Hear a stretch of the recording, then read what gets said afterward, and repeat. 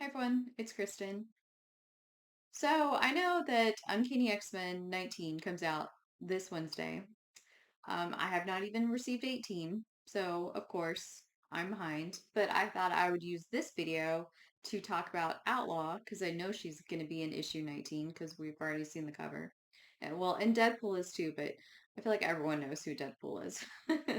So I thought I would use this opportunity, yeah, to talk about Outlaw. So she actually was a character, or is a character that was created by Gail Simone. So it makes sense that she would pull her into her Uncanny X-Men run. She first appeared in Deadpool 65 in 2002. So did Agent X, because he's a part of her story too. Um, but the really interesting thing that I thought was fun is they tied her into another Marvel character. They say that she is the descendant of the Outlaw Kid. And the Outlaw Kid, he first appeared in the Outlaw Kid #1 in 1954 because Western comics were still really popular at that time. Like superhero comics, not so much, not yet. And the first volume was 19 issues, and then the second volume was 30 issues, and it ended in the 70s. I can't remember what exact year, but he was a Civil War veteran and a lawyer, and he had vowed to never, pick up a gun again. Um, Especially, where his father was concerned, because he was living on a ranch with his father because his father was blind. But he just saw all the injustice around him and he's like, I can't just sit here and do nothing. So he picked up a gun, took justice matters into his own hands, but he also wore a disguise so that no one, especially not his father, would, hear about his exploits and learn that it was him. So she's a descendant of his. Um, she's from Texas. I think that's really cool. She is a mutant. She has enhanced strength and regenerative capabilities, not like to Wolverine or Deadpool's extent. She also has resistance to energy or in energy inner injury. Sorry. Um, and so she was bullied a lot when she was a kid. Everyone called her Crazy Inez, which she hated when people would call her that. So she got into a lot of fights. And because she was stronger than all the other kids, she usually won those fights. Her dad brought her up to be responsible with her powers. So, yeah, she did the responsible thing and became a mercenary. So, when we first meet her, she is actually training Agent X. And Sandy, Deadpool's secretary, had actually found Agent X and assumed that that was Deadpool because he seemed to act like Deadpool, seemed like he was Deadpool, knew everybody. So she just assumed he was Deadpool. So she brought in Taskmaster, you're her friend slash boyfriend at times, to train him. And then she brought in Inez to train him in firearms, in the use of firearms. And it turns out that she and Agent X were actually sent on the same task.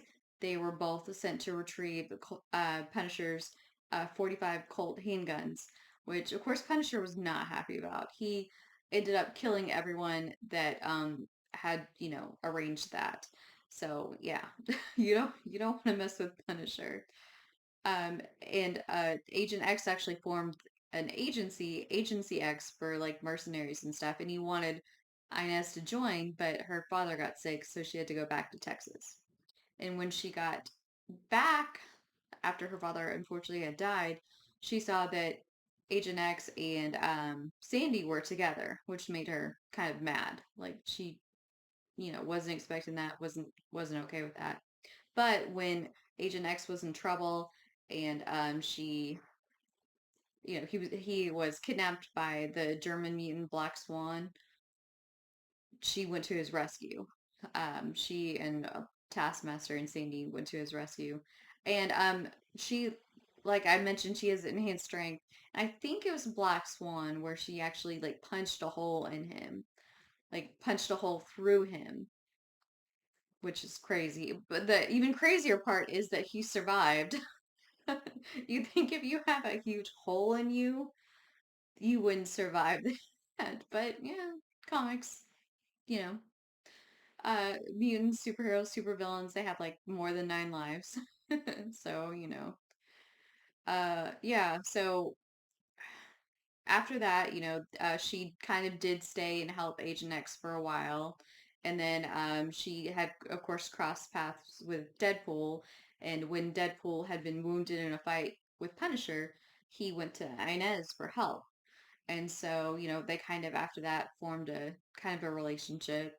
And then when the after End Day, when Scarlet Witch said no more mutants, she was one of the 198 to still have her mutant powers. And so when Cyclops is like, hey, reached out to all the mutants and said, hey, we'll give you refuge at the mansion, she went and stayed there.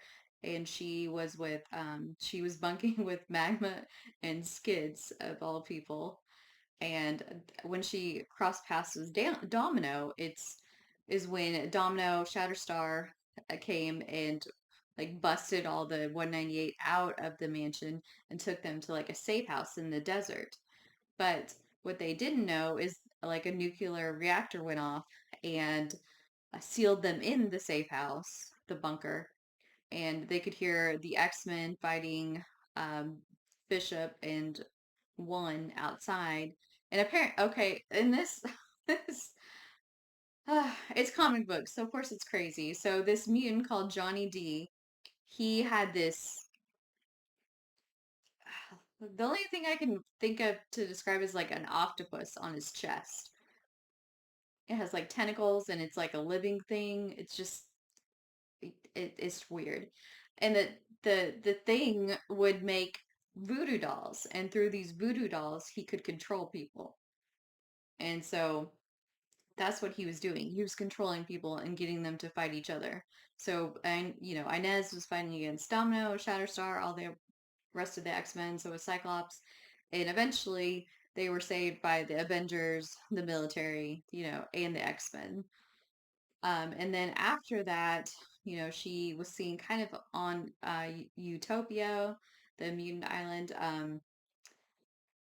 Yeah, and after well, when the New Warriors caused that basically a town to be leveled accidentally, which I won't get in super into that because this video is already getting long. I haven't even talked about what I really want to talk about. Um, so she kind of, she was kind of went underground because of the Superhero Registration Act, and she was seen on Utopia, and then she hooked up with Domino, and that's where this comes in. So Domino, number one, Gail Simone. Like I said, I thought I would use this to kind of highlight, who Outlaw is, and it's fitting because it's Gail Simone. And plus, okay, this is like one of the best first pages in comic books ever. I mean, look at this. Oh, like, doesn't that make you want to go, oh, that's so cute? I mean, like, talk about one of the best openings ever. That's mostly why I wanted to use this issue because I got to show you that. I mean, isn't that, oh, it's just so adorable. And you see a boy saying it won't work, And so basically, Domino is talking to this little puppy and saying, this is not going to work. I'm a mercenary. I do bad things for money. I'm never home. I basically I'm not a good person. I have this power too, it affects probability, and one of these days my luck's gonna run out, and I don't want you to be here for that, so this is not gonna work. And she's like, well, and then she gives in, and I mean, because look at that face. She's like, oh, fine, on a trial basis. And then she's like, did you just pee on? And she goes, did she said, did you just piddle on me? So, and this is 15 hours earlier because it's actually her birthday, Domino's birthday. So here she is with Inez, and they're and the thing about Inez is they make a point to say that she's not really blonde. She's wearing a wig, or maybe she's dyed it by now, and she's had a boob job, which I don't know why that's relevant, but they talk about that.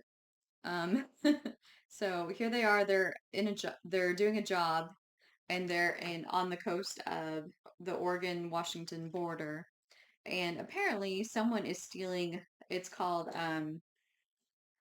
like timber piracy. Someone's stealing like $1 billion worth of trees and even more, like millions in heavy like equipment. So they're sent by the company to figure out what's going on, especially after all the workers start to disappear. Like they don't know if they've been kidnapped or killed or what's going on. So they sent them, to deal with it. So they're like, okay, let's make a plan. And Domino's like, forget that. Let's just go in. And Inez, even though she's called Crazy Inez, is like, yeah, she's talking to her partner, Diamondback, or their partner. And she's like, yeah, I know. She just went in there, like, all, half cocked. And like, I tried to stop her.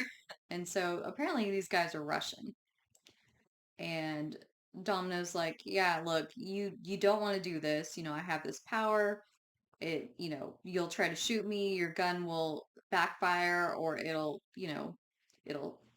stall. That's not the right word for a gun, like, not working.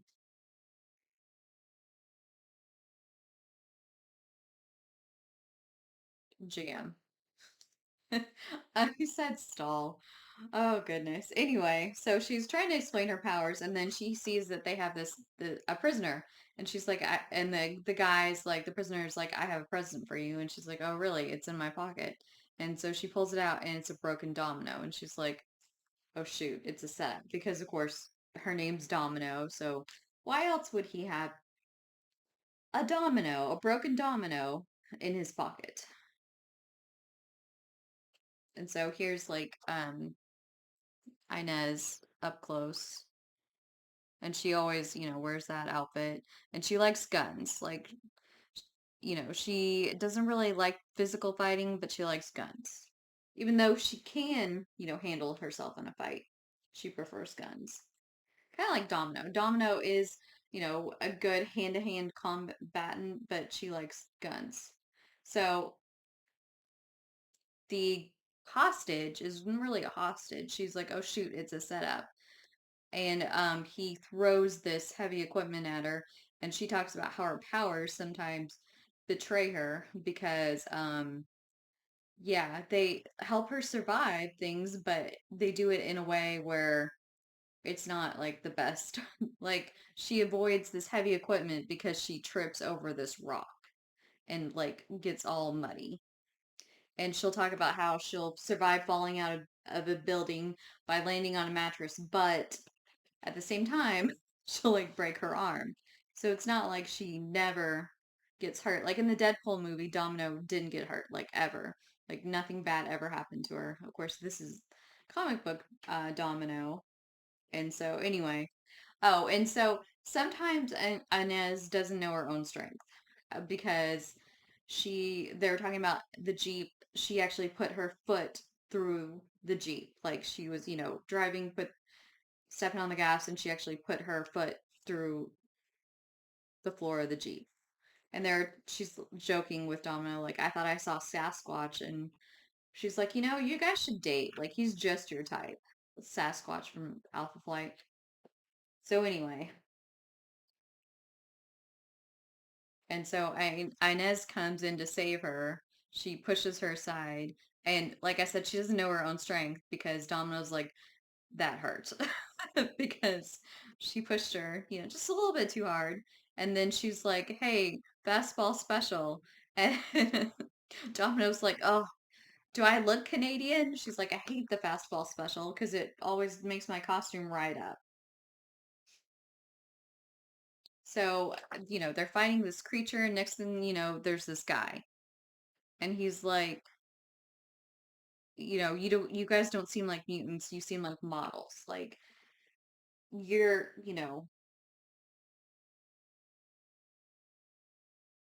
and like he starts out, you're not mutants, and she's like, I beg your pardon. He's like, you look like models, you look like you're celebrities. Like, imagine me, like, I'm a mutant. I turn into this thing. Like, I can't control it. I don't have a job. I can't hold a job. I don't have a family. Like, and apparently Inez has heard of him, and his name's Greywing. And he's like, yeah, you guys, like, you won the lottery, basically. You guys are like, well, I mean, look at them. They're pretty attractive. And I've always thought that. I'm like, superheroes, like almost all superheroes, are super attractive. They especially made them so in the 90s because, you know, it was the 90s. But yeah, I've always thought that most of course, you have the mutants like the Morlocks, which hide in the sewers because they are unattractive. But for the most part, superheroes and even all mutants are pretty attractive. And Domino, she, thinks, well, granted, yeah, I don't look like Beak or Chamber, poor Chamber, but, I've had my share of troubles. Like, you don't know me. Because she was part of Project Armageddon, and they experimented on her, and they like that black spot that she's famous for on her face. They tattooed that on her face. Granted, she probably, if she really wanted to, could use makeup and stuff to completely hide that. I mean, maybe. I don't know. I'm still trying to find a makeup that hides my dark circles, so, you know. So maybe not. Never mind. Let's see. And they're asking, like, who hired you? And he says Topaz, which I'm like, what? Because Topaz is a witch, and she's part of usually a part of Doctor Strange stories. When she was first in like the Werewolf by Night, because she was um, found by the sorcerer Taboo, and he actually made her like his familiar. You know how like witches have cats as their familiars. He made her his familiar and taught her how to use her powers so that basically she could work for him, and kind of, forced her to. And he was going to make her kill Werewolf by Night, but she couldn't do it. And then they ended up, dating and falling in love. And then, yeah, she's been a part of Doctor Strange stories as well. So I'm like, that Topaz? Like, is that right? And then the Jeep with the Russians supposedly got away, but Diamondback took care of them. She is, the other part of their mercenary trio. So Diamondback, she first appeared in Captain America in like 1985, and she was part of the Serpent Society. Well, the thing is, though, she ended up falling for Captain America, and they started a relationship, and so even though she was a supervillain, she was more on the side of, well, I'm not going to say good, but, you know, more on that side than being a supervillain because of her relationship with Captain America. And she also, like, was even a member of S.H.I.E.L.D. for a while, crazy enough. And one of my favorite stories, it's weird, but like her and Dazzler switch bodies in X-Men Annual 13. It's so weird. Like it's like she comes onto Wolverine in Dazzler's body. It's like, oh, gross. It's just really weird. But it's a fun story. I should do, yeah, I should do that comic. There's so many comics that I want to do. So many comics, so little time. But anyway, so yeah, and she, she's joined the Serpent Society again, but really she was undercover to take them down. So, like I said, she's more on the side of good. I mean, she joined like with Black Mamba and Asp and formed like Bad Girls Inc., Girls Incorporated. So I still consider her, especially now, more of a kind of like a vigilante type, like like Deadpool, or something, because she's not like a super villain anymore, even though she started that way. So anyway, so of course, Domino being, even though she pretends not to be, she's soft-hearted. She invites Greywing to kind of crash at her place in San Francisco. because and Diamondback makes the joke like, you know, Nina, you need to quit picking up strays. And Domino's like, well, we're all kind of strays. We're mutants, that kind of comes with the territory. And she feels bad for him because, as I talked about a little earlier, yeah, she's a mutant, but she doesn't have as bad as other mutants. And she hasn't been as much of an advocate for mutants' rights or mutants.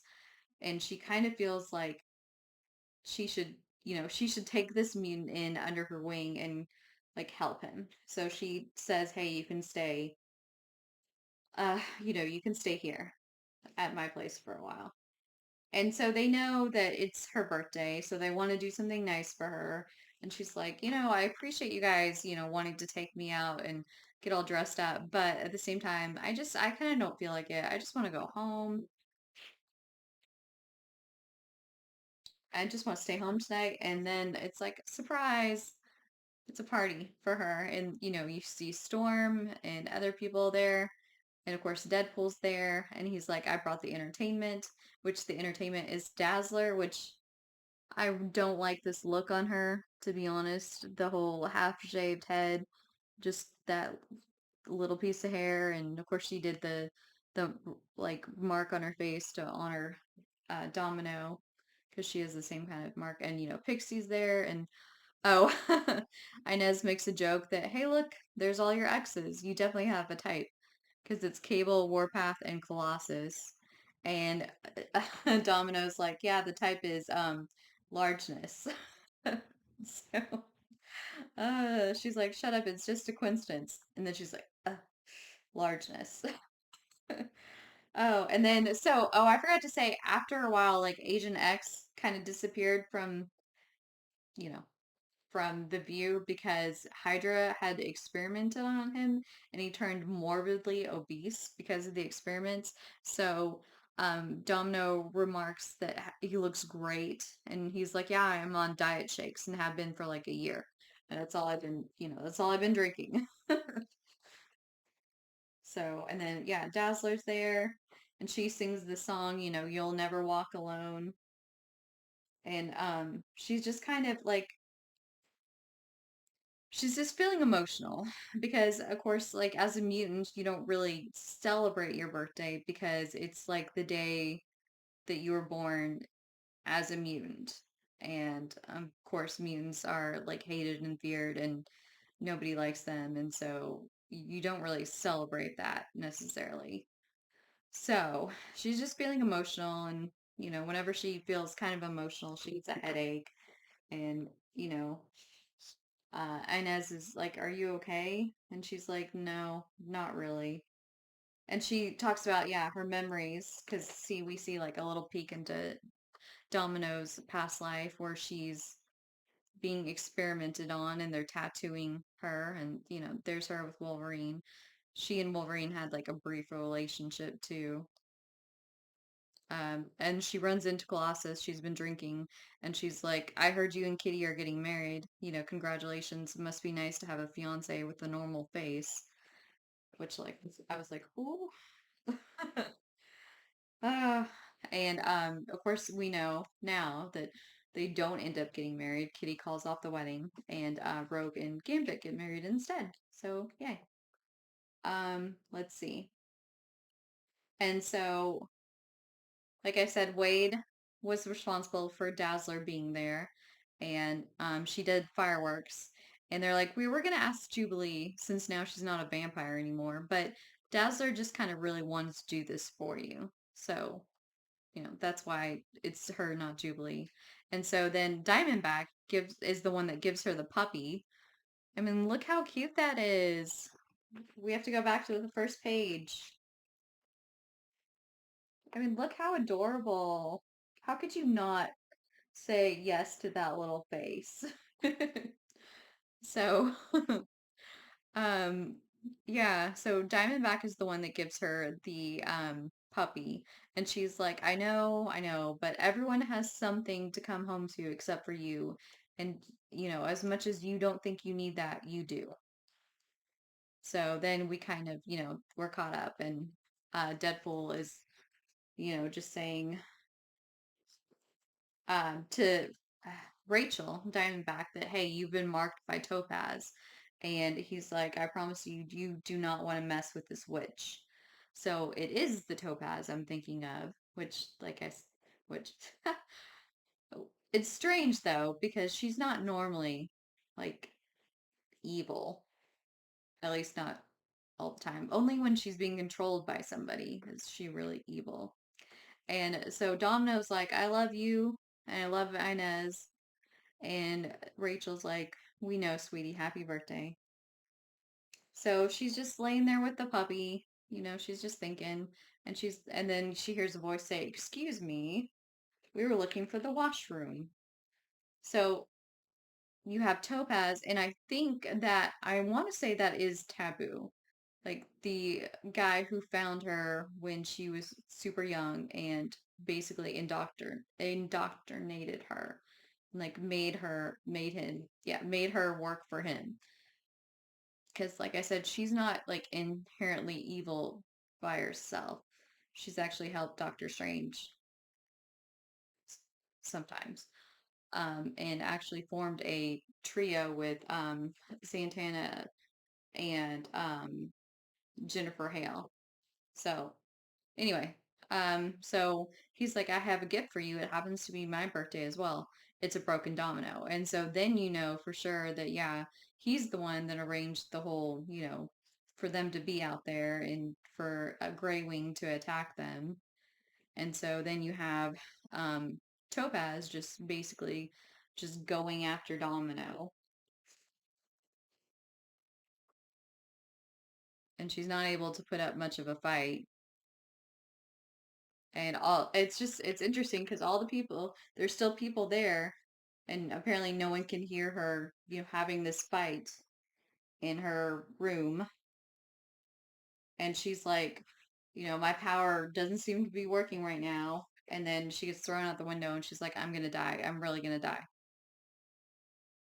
But of course, we know she's not really gonna die. I mean, this is only the first issue of Domino, and there's no way that she would die after just the first issue.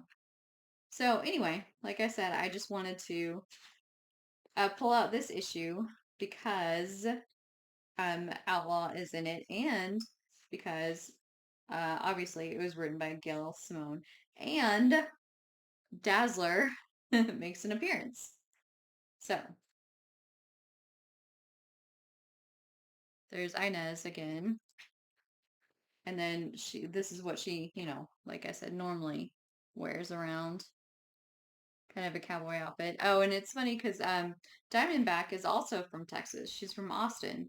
So Domino is the only one of their little trio that's not from Texas.